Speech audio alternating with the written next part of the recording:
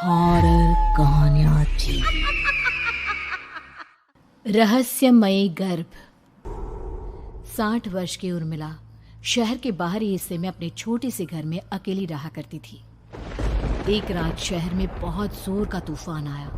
जोर जोर से हवाएं और आंधी तूफान के साथ तेज बारिश होने लगी। उन आवाजों को सुनकर कोई भी घबरा जाता, लेकिन उर्मिला घर के सारे खिड़की दरवाजे बंद कर गहरी नींद में सो रही थी। रात के लगभग 12 बजे होंगे कि किसी ने उर्मिला के घर का दरवाजा खटखटाया। दरवाजे के खटखटाने की आवाज सुनकर उर्मिला की नींद खुलती है। आखिर इतनी रात को कौन आया होगा? उर्मिला जाकर दरवाजा खोलती है तो सामने लगभग 26 साल की बेहद सुंदर लड़की को खड़ा देख हैरान रह जाती है। कौन हो बेटा? और इतनी रात को इतने भयंकर तूफान में कहाँ भटक रही हो? चाची, आपने मुझे पहचाना नहीं? मैं आपकी दूर की रिश्तेदार शालिनी। अरे हाँ, बचपन में तुझे देखा था। इतनी जवान हो गई है, कैसे पहचान में आती? लेकिन तू यहाँ क्या कर रही है, और वो भी ऐसी अंधेरी तूफान भरी रात में? उर्मिला की बात सुनते ही शालिनी की आंखों से आंसू बहने लगे। वो फूट फूट कर रोने लगी। ये देखकर उर्मिला को कुछ समझ में नहीं आया और उसने शालिनी का हाथ पकड़कर घर के अंदर आने के लिए कहा। जैसे ही शालिनी घर के अंदर रोशनी में आई, उर्मिला की नज़र उसके पेट की तरफ गई, जिसे देखकर ये साफ पता चल रहा था कि वो प्रेग्नेंट है। अरे, तू तो पेट से है। ऐसी हालत में इतने भयंकर तूफान में आधी रात को बाहर भटक रही है। आखिर बात क्या है बेटा? मुझे सब कुछ साफ साफ बता। क्या बताऊं चाची, ये सब जिसकी वजह से हुआ है उसके बारे में बताने में भी मुझे शर्म आती है। मैंने घर वालों की मर्जी के खिलाफ जाकर एक लड़के से शादी कर ली थी, पर वो शादी के 1 महीने बाद ही मुझे छोड़कर चला गया। छोड़कर चला गया का क्या मतलब? क्या उसके साथ कोई हादसा हो गया? नहीं, उसे कोई दूसरी लड़की पसंद आ गई और मेरी प्रेगनेंसी की खबर सुनते ही उसने मुझे बेसहारा छोड़ दिया। उसके बाद मैं अपने घर गई, लेकिन माँ पापा ने मुझे घर में कदम तक नहीं रखने दिया। तभी मुझे आपकी याद आई। कोई बात नहीं, कोई बात नहीं। तुमने यहाँ आकर अच्छा ही किया। एक काम करो, तुम आराम करो। वैसे भी ऐसी हालत में इतना घूमना फिरना और इस तरह आधी रात को बाहर भटकना ठीक नहीं होता। प्रेग्नेंट औरत को आधी रात को घर से बाहर नहीं निकलना चाहिए। बुरी आत्माएं उस पर अपना असर दिखा सकती है। और इतना कहकर उर्मिला ने शालिनी को एक दूसरे कमरे में जाकर आराम करने के लिए कहा। लेकिन जैसे ही शालिनी अपने कमरे में जाने लगी, अचानक से उर्मिला ने उसे रोक लिया। एक बात बताओ बेटा, तुम्हारा कौन सा महीना चल रहा है? पेट देखकर तो लगता है कि लगभग 6 महीने पूरे हो गए होंगे। उर्मिला की बात सुनकर शालिनी के होठों पर मुस्कुराहट आ गई। चाची जी, अभी सिर्फ 1 ही महीना हुआ है। शालिनी की बात सुन उर्मिला दंग रह गई। उसे समझ में नहीं आ रहा था कि प्रेगनेंसी के पहले ही महीने में शालिनी की हालत ऐसी क्यों थी। लेकिन फिर उसने बात को नज़रअंदाज कर शालिनी को आराम करने के लिए कहा और खुद भी कमरे में जाकर सो गई। अभी कुछ ही घंटे बीते थे कि अचानक से एक बच्चे के बड़े ही अजीबोगरीब बेढंगे तरीके से रोने की आवाज़ें उर्मिला के घर में गूंजने लगी। उन आवाज़ों को सुनकर उर्मिला की नींद फिर से खुलती है। ये अचानक बच्चे के रोने की आवाज़ कहाँ से आने लगी? उसने उठकर चारों तरफ देखा, पर वहां उसे कोई नजर नहीं आया। उर्मिला घबराते हुए शालिनी के कमरे में गई तो वहां उसे कमरे की दीवार पर एक बेहद खौफनाक साया नजर आया, जिसे देखकर उर्मिला बुरी तरह से घबरा गई। आखिर ये सब क्या हो रहा है? शालिनी, शालिनी उठो! उसने जोर जोर से आवाज देकर शालिनी को जगाने की कोशिश की, लेकिन ऐसा लग रहा था जैसे उसकी आवाज शालिनी तक पहुंच ही नहीं रही थी। कमरे की दीवार पर एक बहुत बड़ा और बेहद डरावने दिखने वाले इंसान का साया और एक बच्चे के अजीबोगरीब ढंग से रोने और चीखने की आवाजें अब उर्मिला को ज्यादा डराने लगी थी। उर्मिला को शालिनी की चिंता सताने लगी और उसने पूरी ताकत के साथ चीखकर शालिनी को आवाज लगाई, शालिनी! तभी अचानक सब कुछ एकदम पहले जैसा हो जाता है और उर्मिला की आवाज सुनकर शालिनी की नींद खुलती है। क्या हुआ चाची? आप इतनी तेज क्यों चिल्ला रही हैं? अब ठीक तो है ना? अभी अभी मैंने तुम्हारे कमरे में कुछ अजीब सा देखा। तुम ठीक हो ना शालिनी? मुझे यहाँ एक बच्चे के रोने की आवाज़ें आ रही थी। लगता है आपको मेरी कुछ ज़्यादा ही चिंता हो गई है। आपने मेरी प्रेगनेंसी के बारे में कुछ ज़्यादा ही सोच लिया होगा। मैं एकदम ठीक हूँ, आप आराम से सो जाइए। इतना कहकर शालिनी ने उर्मिला को फिर से अपने कमरे में जाने के लिए कहा और खुद भी जाकर सो गई। पर अब उर्मिला की आंखों से नींद गायब हो चुकी थी। अगली सुबह जब शालिनी उठी तो वो सीधा उर्मिला के पास आई। गुड मॉर्निंग चाची। तभी अचानक उर्मिला की नज़र शालिनी के पेट पर पड़ती है, जिस पर नीले रंग से एक अजीब सी आकृति नजर आ रही थी। शालिनी, ये तुम्हारे पेट को क्या हुआ?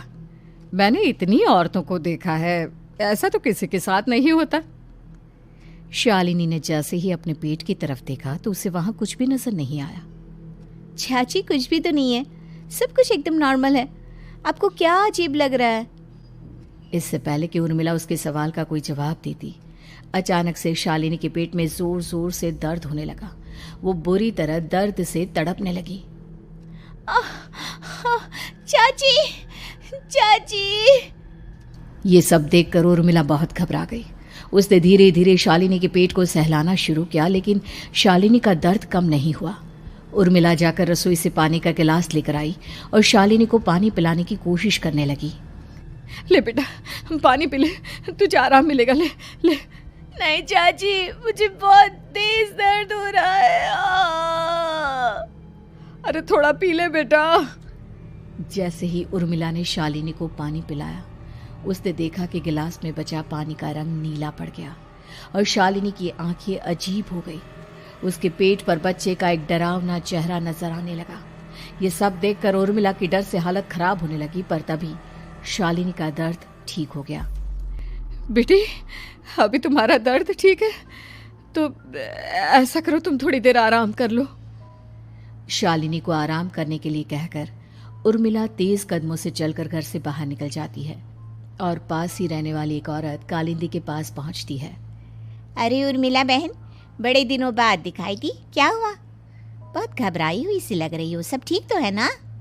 क्या बताओ कालिंदी बहन, मेरी एक दूर की रिश्तेदार आई हुई है। वो पेट से है और उसके साथ ना अजीब अजीब चीजें हो रही है। अब उर्मिला सारी बात कालिंदी को बताती है, जिसे सुनने के बाद काले जादू और तंत्र विद्या की माहिर कालिंदी एक ताबीज बनाकर उसे देती है। बहन, मुझे शालिनी पर किसी बुरी आत्मा का साया लगता है। ये ताबीज ले जाओ, आज रात को 12 बजे उसे पहना देना, फिर सब ठीक हो जाएगा। उर्मिला ताबीज लेकर घर वापस आती है और अब आधी रात के होने का इंतजार करने लगती है। जैसे ही आधी रात होती है, वो नींद में सोई शालिनी को ताबीज पहना शांति से अपने कमरे में आकर अपने पलंग पर लेट जाती है। अब सब ठीक हो जाएगा, ये सोचकर उर्मिला शांति की एक सांस ही लेती है कि तभी अचानक उसकी आंखों के सामने कुछ ऐसा आता है जिसे देखकर उर्मिला डर से चीखने लगती है। तुम कौन हो? कौन हो तुम? जाओ यहाँ से, जाओ जाओ यहाँ से। तभी उर्मिला की एक जोरदार दर्द भरी डरावनी चीख वहां पर गूंज गई। उर्मिला की आंखों के सामने एक बच्चा खड़ा हुआ था, जिसका पूरा शरीर किसी बूढ़े की तरह नजर आता था, लेकिन मुंह किसी नवजात बच्चे की तरह था। उसकी आंखें गुस्से से लाल थी और वो घूर घूर कर उर्मिला की तरफ देखा जा रहा था। कौन हो तुम? कौन हो? उर्मिला के चीखते ही वो बच्चा जोर जोर से रोने लगा। घबराकर उर्मिला ने अपने हाथों को अपने कानों पर रख लिया। उसकी समझ में नहीं आ रहा है कि आखिर ये सब उसके साथ क्या हो रहा है। कौन हो तुम? कौन हो? क्या चाहते हो मुझसे? जाओ जाओ यहाँ से, आखिर तुम हो कौन? तभी अचानक से उर्मिला के पूरे घर में लाल रंग की रोशनी फैल गई। वो बच्चा धीरे धीरे कदमों से चलता हुआ उर्मिला की तरफ बढ़ने लगा। किसी नवजात पैदा हुए बच्चे के जैसे उसके रोने की आवाज अब उर्मिला के कानों में गूंज रही थी। लेकिन कुछ ही सेकंड में वो चुप हो गया और उसने बेहद खतरनाक आवाज में उर्मिला के सवाल का जवाब दिया। मैं वो हूँ जो अब तक पैदा नहीं हुआ, लेकिन जब मैं पैदा हो जाऊंगा तो वो होगा जो अब तक कभी नहीं हुआ। क्या कहना चाहते हो तुम? ऐसा क्या हुआ जो अब तक नहीं हुआ? तबाही होगी, तबाही। सब कुछ खत्म हो जाएगा और ये जो लड़की मुझे जन्म देने वाली है, मैं उसका खून पी जाऊंगा, सारा खून। उस बच्चे की बात सुनते ही उर्मिला बुरी तरह घबरा गई। उसका एक बुजुर्ग आदमी जैसा शरीर, एक नवजात बच्चे जैसा चेहरा, ये दोनों ही बातें उर्मिला की समझ से बाहर थी। तभी वो बच्चा अचानक गायब हो गया। घर का माहौल फिर से पहले जैसा हो गया। लाल रंग की रोशनी भी अब गायब हो चुकी थी। उर्मिला दौड़कर शालिनी के कमरे में पहुंची, जहां वो गहरी नींद में सोई हुई थी, पर उसके गले का ताबीज गायब हो चुका था। उठो उठो शालिनी, उठो बेटा, मुझे तुमसे जरूरी बात करनी है।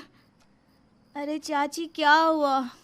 इतनी रात को आप परेशान क्यों कर रही हैं? सब ठीक है ना?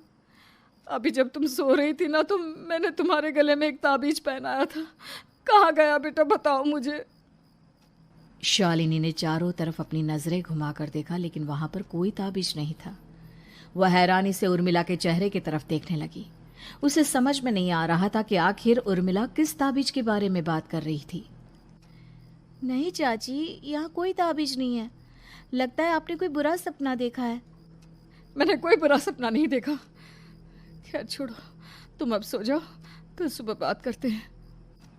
डर और घबराहट की वजह से उर्मिला की आंखों से नींद तो जैसे बिल्कुल गायब हो गई थी। अगली सुबह उर्मिला बिना कोई देर किए गांव के बाहर एक छोटी सी झोपड़ी में रहने वाले बूढ़े पंडित के पास पहुंची। पंडित जी, मेरी मदद कीजिए। अरे आओ आओ उर्मिला, क्या हुआ? सब ठीक तो है ना? क्या बताओ पंडित जी, बहुत बड़ी मुसीबत है। मेरी दूर की एक रिश्तेदार लड़की पेट से है और उसके साथ बहुत डरावनी चीजें हो रही है। कल रात को तो एक अजीब सा दिखने वाला बच्चा मेरी आंखों के सामने आकर खड़ा हो गया था। ये तुम क्या कह रही हो? मुझे साफ साफ बताओ कि आखिर तुमने क्या देखा? उर्मिला ने अपने साथ हुई बीती रात की पूरी घटना पंडित जी को बताई, जिसे सुन पंडित जी के माथे पर चिंता की लकीरें उभर आई। अनर्थ होने वाला है, अनर्थ। बरसों पहले भी उस हैवान ने एक लड़की के पेट से जन्म लिया था और उसके बाद उस शहर को पूरी तरह से तबाह कर दिया। कैसी विपदा पंडित जी, कैसे बात कर रहे हैं आप? बताइए मुझे, और इसका उपाय क्या है? इसका उपाय तो है, लेकिन बहुत कठिन है। हो सकता है कि उस उपाय को करने के दौरान तुम्हारी जान भी चली जाए। मुझे मेरी जान की कोई परवाह नहीं, पर आप जिस तबाही के बारे में बात कर रहे हैं, बस वो नहीं होनी चाहिए। लाखों लोगों की जान बचाने के लिए मैं कुछ भी करूंगी। तो ठीक है, मेरी बात ध्यान से सुनो। बरसों पहले एक भयानक तांत्रिक ने अपनी तंत्र क्रिया के जरिए एक मासूम लड़की के साथ रिश्ता बनाकर उसके पेट से जन्म लिया था। इस तरह से वो अपने जैसे लोगों की संख्या इस दुनिया में बढ़ाना चाहता था। आपके कहने का मतलब है कि शालिनी के पेट से भी उस शैतान को जन्म लेना है, इसलिए उसने उसके साथ ये सब किया है? ठीक पहचाना तुमने। अब मैं तुम्हें एक ऐसा सिंदूर दूंगा जिसे तुम्हें ले जाकर उस लड़की के पेट पर लगाना होगा। क्या ऐसा करने से सब कुछ ठीक हो जाएगा? नहीं उर्मिला, ये सब इतना आसान नहीं। उस लड़की के पेट पर सिंदूर लगाने के बाद तुम्हें उसका पेट काटकर उस हैवान को बाहर निकालना होगा। नहीं पंडित जी, मैं ये सब नहीं कर सकती। मैं भला एक जिंदा लड़की के पेट को अपने हाथों से कैसे काट सकती हूँ? अगर तुमने ऐसा नहीं किया तो कुछ ही दिनों में वो हैवान उस लड़की के शरीर से जन्म लेगा और उसके शरीर के सारे खून को पीकर अपनी ताकत को बढ़ाएगा। उसके बाद वो धीरे धीरे इस पूरे शहर को तबाह कर देगा। यहाँ पर कोई जिंदा नहीं बचेगा। लेकिन अगर मैं उसके पेट को काट दूंगी तो क्या वो जिंदा बच पाएगी? अगर शालिनी को कुछ हो गया तो, अगर उसकी मृत्यु हो गई तो? ऐसा कुछ नहीं होगा उर्मिला, तुम्हें अपने मन को पक्का करके ये काम करना ही होगा। सिंदूर लेने के बाद उर्मिला झोपड़ी से बाहर निकलने ही वाली थी कि तभी पंडित जी ने उसे पीछे से आवाज देकर रोका। उर्मिला, उस लड़की का पेट काटकर हैवान को बाहर निकालना ही काफी नहीं होगा। तुम्हें ध्यान रखना होगा कि ये सब करते हुए उस बच्चे का जो आधा बूढ़े का शरीर है उस पर सिंदूर की एक बूंद भी ना लगने पाए, क्योंकि अगर ऐसा हुआ तो वो तुम्हें और बाकी सबको कच्चा खा जाएगा। पंडित जी की बात सुन उर्मिला की आंखें फटी रह गई और उसके शरीर में डर की लहर दौड़ गई। फिर भी उसने हिम्मत की। ठीक है पंडित जी, मैं पूरी कोशिश करूंगी कि मैं उस हैवान को वहीं के वहीं खत्म कर पाऊं। इसके बाद उर्मिला तेज कदमों के साथ घर वापस आती है। दिन बीतता है, रात का अंधेरा छाने लगता है। शालिनी खाना खाकर सोने चली जाती है और उर्मिला लगातार उसके गहरी नींद में सो जाने का इंतजार करने लगती है, जिसके बाद उर्मिला दबे कदमों से शालिनी के कमरे में पहुंच गई। मुझे ये करना ही होगा। अब उर्मिला ने धीरे धीरे शालिनी के पेट पर पंडित जी का दिया सिंदूर लगाना शुरू किया। उर्मिला के हाथ बुरी तरह से कांप रहे थे। उसके एक हाथ में चाकू था जिससे वो पेट काटने वाली थी। उर्मिला ने एक नज़र शालिनी के चेहरे की तरफ देखा और फिर डरते हुए उसके पेट पर चाकू चलाना शुरू किया। कमाल है, मैं इसका पेट काट रही हूँ और ये आराम से सो रही है। इसे दर्द नहीं हो रहा क्या? तभी अचानक उर्मिला के कानों में बच्चे की रोने की आवाज सुनाई देने लगी। उसने घबराकर चारों तरफ देखा पर वहां पर कोई नहीं था, बस रोने की आवाज लगातार आ रही थी। उर्मिला बिना रुके लगातार शालिनी के पेट को काटती रही। उसे इस बात का भी ध्यान रखना था कि सिंदूर बच्चे के बूढ़े आदमी वाली शरीर के हिस्से पर ना लगे। कुछ ही देर में वो हैवानी बच्चा उर्मिला के हाथों में था। उसने बड़ी ही सावधानी से उस बच्चे को बाहर निकाला और पंडित जी के कहे अनुसार उसे घर से दूर जलाने के लिए ले गई। पर तभी उसके सामने वही बूढ़े शरीर और बच्चे के चेहरे वाला बच्चा आ गया। अपनी गोद में और सामने भी बच्चे को देखकर उर्मिला हैरान रह गई। मुझे मारोगी? मुझे इतनी हिम्मत कैसे आ गई तुम्हारी? तुम पैदा नहीं हुए हो और मुझे पता है जब तक तुम्हारा जन्म नहीं हो जाता तो मुझे कुछ नहीं कर सकते। इतना बोलते ही उर्मिला तुरंत उस बच्चे को घास के ढेर पर फेंक कर उसमें आग लगा देती है, जिसके तुरंत बाद वो बूढ़े आदमी के शरीर और बच्चे के चेहरे वाला अजीब तांत्रिक का भूत भी वहां से गायब हो जाता है। कुछ देर बाद उर्मिला घर पहुंचती है तो वो ये देखकर हैरान रह जाती है कि शालिनी का पेट अपने आप जुड़ चुका था। शुक्र है भगवान का और उन पंडित जी का, अब सब ठीक हो जाएगा। सुबह शालिनी सोकर उठती है तो अपना पेट देख पूरी तरह घबरा जाती है। चाची, चाची ये सब क्या हो गया? मेरा पेट अचानक कम कैसे हो गया? मेरा बच्चा कहाँ गया चाची? बेटी, वो बच्चा नहीं, एक खतरनाक तांत्रिक था जो तुम्हारी कोख से जन्म लेकर सबको मार देना चाहता था। वो पैदा होते ही तुम्हारी जान भी ले लेता, इसलिए मैंने पंडित जी के बताए उपाय से उसका खात्मा कर दिया है। अब सब ठीक है। शालिनी को उर्मिला की बात समझ में नहीं आती, जिसके बाद शालिनी को पूरी बात उर्मिला आराम से समझाती है। अब वो दोनों ही भगवान का शुक्र अदा करती हैं और एक साथ रहने लगती हैं।